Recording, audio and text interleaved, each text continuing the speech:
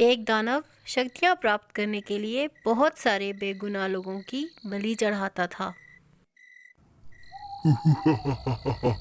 तुम लोगों की बलि चढ़ाकर मुझे बहुत मजा आता है।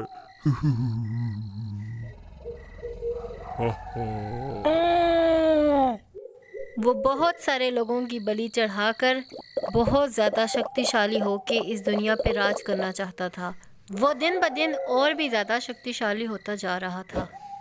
कटे हुए सर और बिखरी हुई लाशें हर जगह पड़ी होती थीं। वो मज़ीद बलि चढ़ाने के लिए एक घर के अंदर जाता है। उस घर में प्रिया अपनी दादी और छोटे भाई के साथ रहती है। कौन हो तुम? कहाँ से आए हो? बताओ मुझे। ऐसे आधी रात को हमारे घर तुम कैसे आ गए? तुम चोर हो? कौन हो? डाकू हो? खामोश हो जाओ। मैं ना चोर हूँ ना डाकू। मैं तो एक दानव हूँ जो तुम लोगों की बलि चढ़ाने आया हूँ। तुम लोगों को यहाँ से ले जाके मैं तुम लोगों की बलि चढ़ाऊंगा।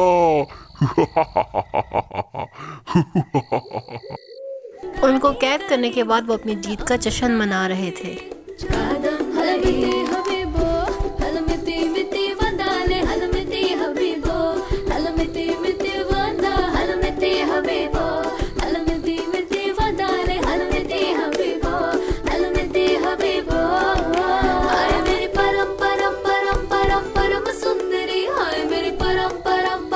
प्रिया दानव से कहती है, तुम जानते नहीं हो मेरे मंगेतर को, वो तुम्हें नहीं छोड़ेगा। तभी दादी बोली, वो सोल्जर पठान है, तुम्हें मालूम नहीं तुमने किससे पंगा लिया है, तुम्हें नहीं छोड़ेगा वो। ये तो तुम्हें पता चल जाएगा थोड़ी देर में। जब तुम्हारी बलि चढ़ेगी तब तुम्हें पता चलेगा कि मैं कौन हूँ। बड़ी आई सोल्जर पठान बोलने वाली। प्रिया का मंगेतर एक सोल्जर पठान था जिसके पास कुछ जादुई शक्तियां थी, जिनकी मदद से उसे पता चल गया था कि दानव प्रिया को उठा के ले गया। हे दानव, हे तुमने अच्छा नहीं किया है। मेरी प्रिया को ले जाके अब तुम्हें नहीं छोड़ूंगा मैं। मेरी प्रिया, प्रिया मैं आ रहा हूँ। तुम्हारा पठान सोल्जर तुम्हारे पास आ रहा है प्रिया। अच्छा नहीं किया तुमने दानव। पठान सोल्जर प्रिया को जंगल में ढूंढने लगता है और आखिरकार वो वहाँ पहुँच जाता है। हे दानव, तुम्हें यह नहीं करना चाहिए था। हे तुम्हें मेरी प्रिया को नहीं उठाना चाहिए था। हे मेरी प्रिया को तुमने क्यों उठाया? ओहो, तो तुम हो वो सोल्जर पठान। अच्छा हुआ तुम भी आ गए। अब तुम्हारी भी मैंने बलि चढ़ानी है। तुम्हारी प्रिया और दादी तुम्हें बहुत याद कर रही थी। हे दानव, हे दानव, हे अब तू मेरी इस जादुई बंदूक से मर। अब तू देख मैं करता क्या हूँ। दानव, दानव। सोल्जर पठान अपनी जादुई बंदूक से उस दानव को मार देता है। हे दादी, प्रिया, चिंटू, चलो घर चलते हैं। इस दानव ने बहुत सारे लोगों को मार दिया था। इसका अंत यूं ही होना था। एक गांव में हरिया, उसकी पत्नी कामिनी और बेटी इमली रहते थे। एक दिन हरिया अपनी पत्नी से बोला, तुम्हारी ताई का देहांत हो गया है, हमें जाना पड़ेगा, जल्दी से तैयारी कर लो। वो तो ठीक है, पर इमली का क्या होगा? इमली पीछे से अकेली रह जाएगी। इमली को भी साथ लेके जाते हैं। चाचा चाची है ना, वो मेरा ख्याल रखेंगे। आप लोग तो कल वापस आ जाओगे। वाह इमली, मसला हल हो गया। हरिया और कामिनी बस में बैठकर रवाना हो गए और रास्ते में उनकी बस का एक्सीडेंट हो गया और बस पानी में जा गिरी, जिससे उन दोनों का देहांत हो गया।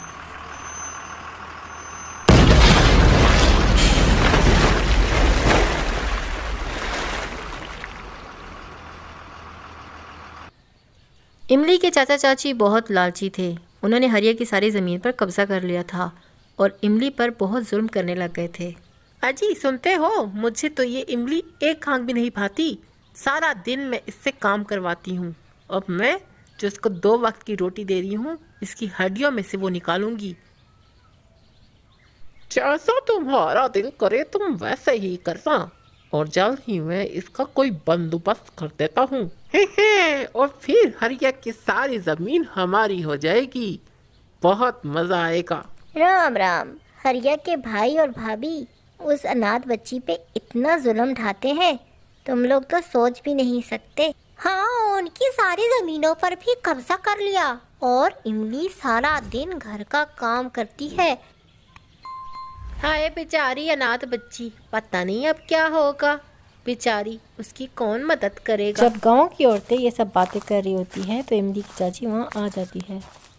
क्यों री, मैं आई हूँ तो सारों को सांप सूंघ गया है। सारे खामोश हो गए हो, क्या बातें कर रहे थे? अनाथ बच्ची पे अत्याचार करके तू क्या समझती है तू हमें भी डरा देगी? जा रही बहन, काम कर अपना। चल चल, अपने काम से काम रख, दूसरों के काम में टांग ना अड़ा। बड़ी आई। इस इमली की तो मैं जाके खबर लेती हूँ। पूरे गांव में मुझे बदनाम कर दिया।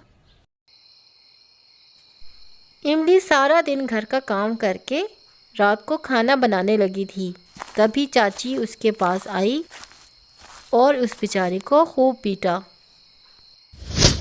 अरे कल मोही, सारे गांव में मुझे बदनाम कर दिया कि मैं काम करती हूँ। सारी औरतें मेरा मजाक उड़ा रही थी। अगले दिन मुनीम जी उनके घर आके उसकी चाची से बात करते हैं। इतने में इमली आ जाती है। वो अपनी चाची से बोलती है, चाची मैं लकड़ियाँ काट कर ले आई हूँ और मैंने पानी भी भर लिया है। हाँ कल मोही, जा अब जाके बर्तन भी धो ले। मैं तो कहता हूँ इसको मेरे हवाले कर दो। मेरा काम चल जाना है और तुम्हारा भी भला हो जाएगा। जो बोलोगी मैं दूंगा। तुम्हारे भी सर से ये कांटा निकल जाएगा। वो मेरा इस पे दिल आ गया है, प्यार रचाऊंगा इसके साथ। बोलो क्या बोलती हो तुम, मंजूर है? बताओ। है बूढ़ी घोड़ी लाल लगाम। अरे वाह बुढ़ऊ, चलो ठीक है, मैं इसके चाचा से बात करके तुम्हें बता दूंगी। हाँ मगर जो भी करना है जल्दी कर लो। जल्दी से मुझे हाँ में जवाब चाहिए। खुश कर दूंगा तुम लोगों को मैं। वाह, बच्ची की जान लोगे क्या? बताती हूँ, थोड़ा धीरज रखो बुढ़ऊ। इमली अपने माँ बाबा को बहुत याद करती है। माँ बाबा मुझे भी अपने साथ ले जाते। कहाँ चले गए हैं आप लोग? चाची बिल्कुल भी अच्छी नहीं है। अपने माँ बाबा को याद करते हुए वो रो पड़ी और ऐसे ही याद करते करते सो गई। इमली की माँ सपने में उससे मिलने के लिए आई। माँ अब कहाँ थी? अब कहाँ चली गई थी मुझे छोड़ के? मेरी बच्ची, यही विधि का विधान है। अब तुम्हें हमारे बगैर ही रहना पड़ेगा। तुम यहाँ से चली जाओ। मुझे पता है कि तुम्हारी चाची तुम पे बहुत जुल्म कर रही है। मैं इसीलिए तुम्हारे पास आई हूँ ताकि तुम्हें बता सकूँ कि तुम्हें यहाँ से चले जाना चाहिए। माँ मैं यहाँ से, माँ मत जाओ, माँ रुको, माँ मत जाओ, माँ रुको, माँ। अरे मैं तो सपना देख रही थी। माँ ने सपने में बोला था कि मुझे यहाँ से चले जाना चाहिए। कहाँ जाऊँगी मैं? अगले ही दिन इमली घर में बातें सुन लेती है। हाँ अब बता दो, कब बारात लेके आऊं इमली के साथ ब्याह करने के लिए? और तुमको कितना पैसा चाहिए ये भी बता दो। तारीख दे दो आज ही। हमें तो पूरे 50,000 चाहिए। 50,000। हाँ मुनीम जी, 50,000 चाहिए। 50,000, न 1 टक्का कम न 1 टक्का ज्यादा। 50,000। सही है, जाओ दिया तुम लोगों को 50,000। अब बताओ कल ले आऊं बारात? पैसों का नाम सुनते ही उनका मुंह खुले का खुला रह गया। हमारी तरफ से तो भले आज ही बारात ले आओ, पर सबसे पहले मुझे पैसे चाहिए, नकद। इमली उनकी ये सारी बातें सुन लेती है। माँ माँ आपने इसीलिए मुझे कहा था ना कि घर से निकल जाओ। अब मुझे समझ आ गई है कि आपने क्यों ऐसा कहा था माँ। उनकी सारी बातें सुनने के बाद इमली घर से निकल जाती है और जंगल की तरफ रवाना हो जाती है। चलते चलते इमली बहुत ज़्यादा थक जाती है और शाम भी होने वाली होती है। इमली को समझ नहीं आती कि वो क्या करे। आखिरकार वो वहाँ पे थक के बैठ जाती है। वो मन ही मन सोचती है, माँ माँ अब मैं क्या करूँ, कहाँ जाऊँगी? मुझे तो कुछ समझ नहीं आ रही। क्या इस दुनिया में मेरा कोई भी नहीं है जो मेरी मदद कर सके और मुझे चाचा चाची के जुल्म से बचा सके? मेरा कोई भी नहीं है माँ, मुझे अपने पास ही बुला लो। इमली ये सोच ही रही होती है कि वहाँ एक इच्छाधारी नागिन आ जाती है। कौन हो तुम लड़की, और इस टाइम जंगल में क्या कर रही हो? क्या तुम्हें इस अंधेरे में डर नहीं लग रहा? आप कौन हो? मैं एक इच्छाधारी नागिन हूँ और मैं यहीं रहती हूँ और तुम मेरे इलाके में आ गई हो। अब बताओ तुम यहाँ क्यों आई हो इस टाइम? इमली ने इच्छाधारी नागिन को अपनी सारी आप बीती सुनाई और सुनाया कि वो कैसे इस जंगल में आई और चाचा चाची ने उसके ऊपर कितने जुल्म किए, और ये कहते कहते वो रो पड़ी। इमली की सारी कहानी सुन के नागिन को उस पर दया आ गई। सुनो इमली, तुम्हें कहीं जाने की ज़रूरत नहीं है। चलो तुम्हारे घर चलते हैं। आखिर मैं भी तो देखूं वो कैसी जालिम औरत होगी जिसने तुम्हारे साथ इतना जुल्म किया है। चलो मेरे साथ अपने घर। अरे कल मुही, आ गई तू? कहाँ गई थी मुंह काला करने? चाची इमली को मारती है तो इतनी देर में वहाँ पे इच्छाधारी नागिन आ जाती है। रुक जाओ बदजात औरत, तुम्हारे पापों का घड़ा भर चुका है, अब तुम्हें इसकी सजा मिलेगी। तू होती कौन है मेरे घर में आके मुझे धमकियां देने लगी है कौन तू?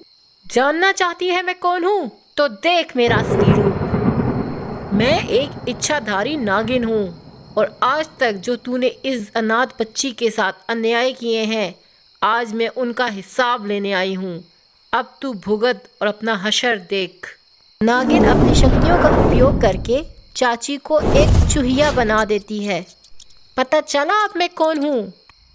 नागिन जी, माफ कर दीजिए, हमसे गलती हो गई, अब दोबारा हमसे ये गलती नहीं होगी। विनती करते हैं आपसे, माफ कर दीजिए हमको, प्लीज माफ कर दीजिए।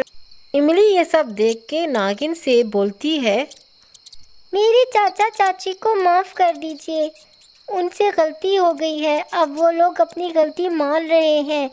उनको ऐसी सज़ा मत दीजिए, मैं नहीं चाहती कि उनको ऐसी सज़ा मिले। ठीक है इमली। अरे मैं तो ठीक हो गई। मेरी बच्ची। सिर्फ और सिर्फ इमली के कहने पे मैंने तुम्हें बख्श दिया है। मुझे माफ कर दो। मैं अब कभी भी इसके साथ अन्याय नहीं करूंगी और इसको अपनी बेटी बना के रखूंगी और इसको अपने दिल से लगा के रखूंगी। ये मेरी जान सी बेटी है, इसने मुझे दोबारा से नई जिंदगी दी है। ठीक है, अगर आज के बाद इसके साथ कोई भी जुल्म करेगा तो मैं दोबारा वापस आऊंगी। ये अनाथ नहीं है, मैं इसके साथ हूँ। ये बोलकर नागिन वहाँ से चली जाती है और सब हंसी खुशी ज़िंदगी गुजारते हैं। हाय दोस्तों, वीडियो को लाइक कीजिए, चैनल को सब्सक्राइब कीजिए और बेल नोटिफिकेशंस ऑन कर दीजिए ताकि जब भी हमारी नई वीडियो आए तो आपको हमारी नोटिफिकेशंस मिले। और ऐसे ही अपना आशीर्वाद हम पर बनाए रखिए। मिलते हैं नए वीडियो के साथ।